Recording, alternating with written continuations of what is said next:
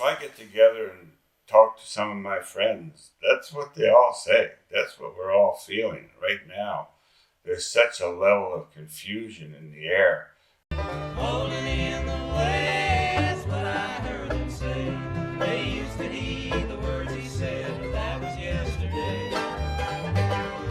Gold will turn to gray, and youth will fade away. They'll never care about you, call you holding in the way. Good morning, and welcome to another episode of Old Men in Chairs. Today I've got a song that is over 50 years old, but probably is the very best song I can think of for describing the world we're living in today. I'm indebted to Mr. Bob Dylan for reminding me about this song. I recently picked up his book that came out in 2022, all about American songwriting. He profiles about 66 songs, some of them very obscure that I had never heard of them, some of them popular hits like this one by The Temptations, Ball of Confusion, that came out in 1970.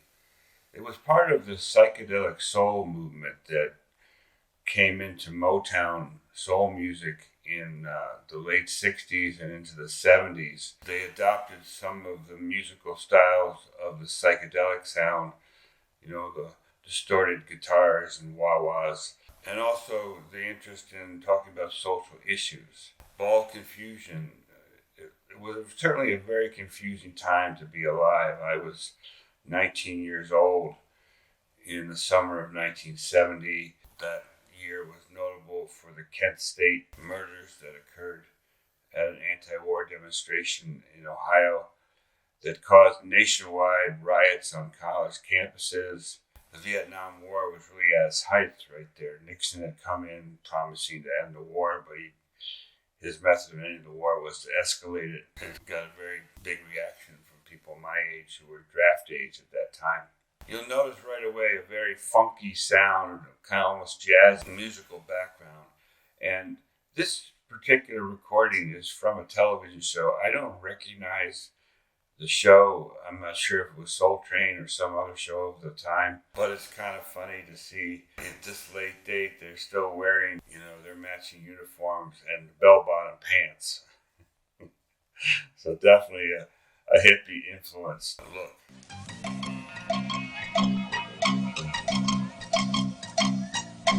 People moving out, people moving in, because of the color of the skin. Run, run, run, push okay hand. An eye for an eye, a tooth for a tooth. Vote for me and I'll set you free. Rap on, brother. Rap on, brother. Vote for me and I'll set you free. Well, when has that ever worked out for us? And right away from the opening line, this is going to be political. People moving in, people moving out, all because of the color of their skin. This is probably one of the most political songs. It's on a par with Marvin Gaye's What's Going On. It's even more specific than that. They both came out in the same year, 1970. Rap on, brother. Vote for me and I'll set you free. Rap on, brother. Rap on. The only person talking about love and brother is the preacher. And he sings, nobody's interested in learning from the teacher. Listen, tell me, will you please? Segregation, determination, demonstration, integration, aggravation, humiliation, obligation to our nation.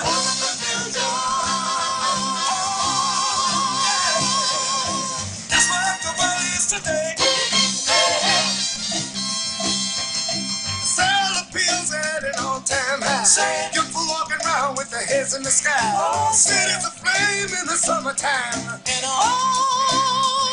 the beat goes on. And the beat goes on. Riots in the summertime, pills at an all-time high, people walking around with their heads in the sky. Every line is so on point, as Bob said in his write-up about this song. This song just as relevant today as when it was written 53 years ago by Norman Whitfield and Barrett Strong were the songwriters. Whitfield was the producer for The Temptations for most of their big hits, and helped write them with his lyricist Barrett Strong. They had a string of huge hits. Like most Motown groups, they were also known for their dance steps. And it's kind of fun how different people, step into the solo role for each line. Practically, there's a rotation of voices coming through here. I can't really comment on it all, other than to say there's a lot of cultural references here that maybe if you didn't grow up in the 60s, you wouldn't get.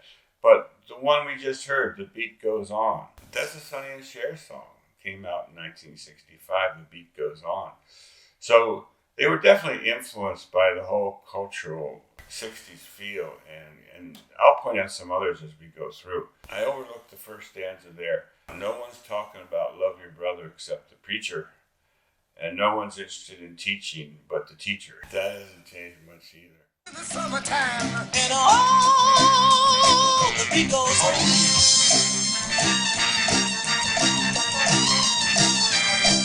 Evolution, revolution, got control of sound. So children rockets to the moon, kids growing up too soon. Politicians send more taxes, will serve everything. And the band plays.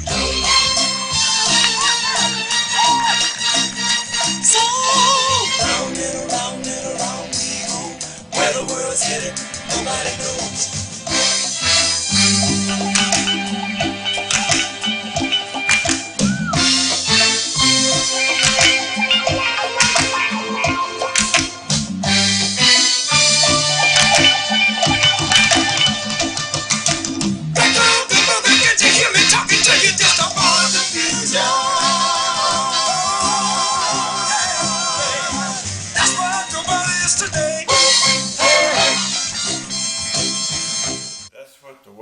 Today, a great big ball of confusion. In fact, if I get together and talk to some of my friends, that's what they all say. That's what we're all feeling right now. There's such a level of confusion in the air. We don't know what's going on or why all these crazy things keep happening. It's even worse than it was 50 years ago. I mean, Vietnam was bad, but now we have things falling apart on so many different levels of society. Again, it's all going by too fast for me. Every line is true, but by the time I get to the next line, I've forgotten what they said. But you can hear it, and you can relate.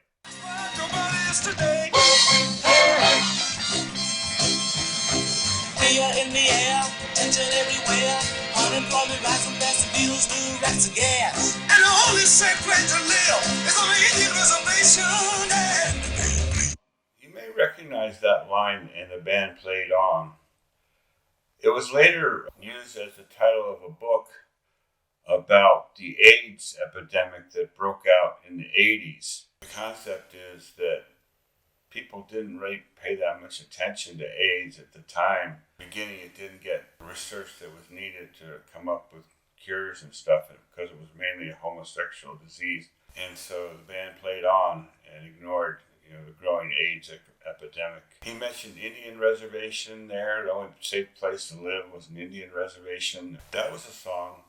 It actually was made popular the year after this song came out, but it had already been out and around in the 60s. I should mention this particular song went to number 3 in the popular charts in the summer of 1970. It was released in May. I don't know if we caught that line there. He mentioned the Beatles' new album was good. It's kind of full circle because Barrett Strong was also a singer, and he had Motown's first hit in 1960 with a song called Money, Just Give Me Money. You may remember that song. It was recorded by a bunch of other people, including a little group of 4 guys from Liverpool called the Beatles. It was a huge hit for them. Barrett, as a songwriter, I think did pretty well on that song. So here's a little bit of payback, 10 years later, shouting out the Beatles, who certainly had a lot to do with his financial success. There's just so much to talk about. The background music was studio musicians, similar to the Wrecking Crew out in California, but these guys were based in Detroit and were called the Funk Brothers.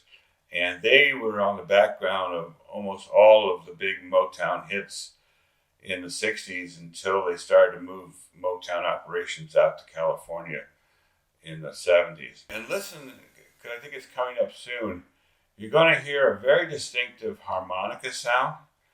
And I suspected it was Stevie Wonder, but I couldn't find any documentation until I read Bob's book.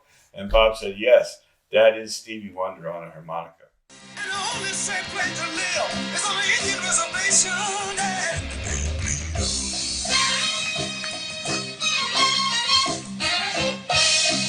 Eve of destructions, tax deductions, city inspector, bill collectors, all clothes in the big population.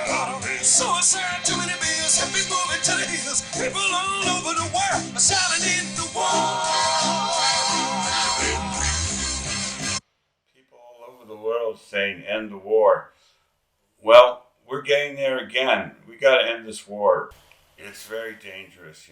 It's very reminiscent of the Vietnam War being a proxy war. The only difference, as of right now, we don't have regular troops in the field in Ukraine, although there's rumors that there's a lot of so-called advisors there.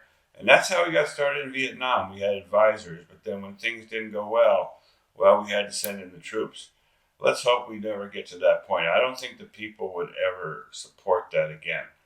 But a lot of things are happening that the people don't support, so who knows? Hippies moving to the hills. I was a hippie. I moved to the hills in 1970. I dropped out of college after Kent State. And I took 5 years out of college. And luckily, I had a little resources, so I bought a small farm in York County, Pennsylvania, and lived out there for 5 years until things blew over. And then he mentioned one other song title that I caught in there, Eve of Destruction.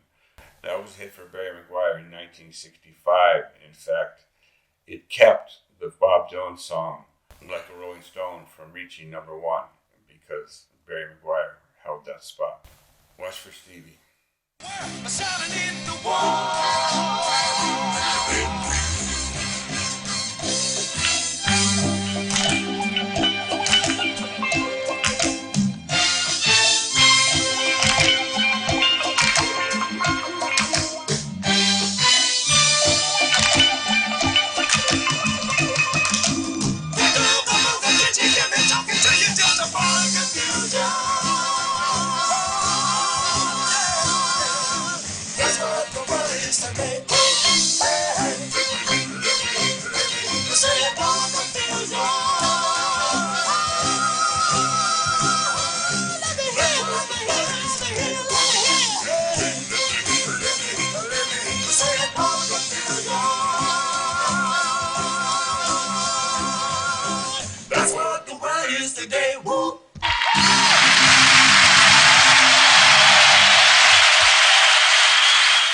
That's what the world was in 1970, and that's what the world still is in 2023.